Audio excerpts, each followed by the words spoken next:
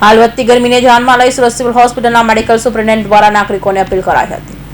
તાપમાનમાં વધારો થતા સિવિલ હોસ્પિટલના મેડિકલ સુપ્રિન્ટેન્ડન્ટ ગણેશ ગોવેકર દ્વારા શહેરના નાગરિકો માટે જરૂરી ગાઈડલાઇન સાથે અપીલ કરવામાં આવી હતી, જેથી વધુ પડતી ગરમીમાં હીટવેવને કારણે નાગરિકોને સાવચેતી રાખવા અપીલ કરાઈ હતી. Civil medical superintendent Ganesh Govekar હવામાન વિભાગના 3 દિવસ દરમિયાન વધુ ગરમી પડવાની આગાહીના પગલે બપોરના સમયે બહાર ન નીકળવા આહવાન કરવામાં આવ્યું હતું. જરૂર હોય તેવા સંજોગોમાં જ ઘરની બહાર નીકળવા અપીલ કરાઈ હતી, જેથી લૂ લાગવાની સંભાવના રહેતી નથી.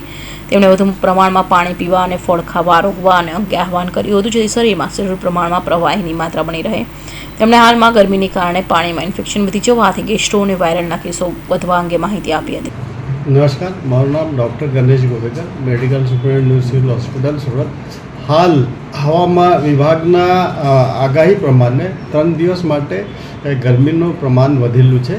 એ જોતાં જનરલ પબ્લિકને મારા તરફથી શું કરવું જોઈએ, થોડોક એક એડવાઇસ છે કે બપોરે એ ધૂપમાં ના નીકળે, રેસ્ટ કરે, વધારેમાં વધારે પાણી પીવે, વધારે ફળનો ગ્રહણ કરે, સાથે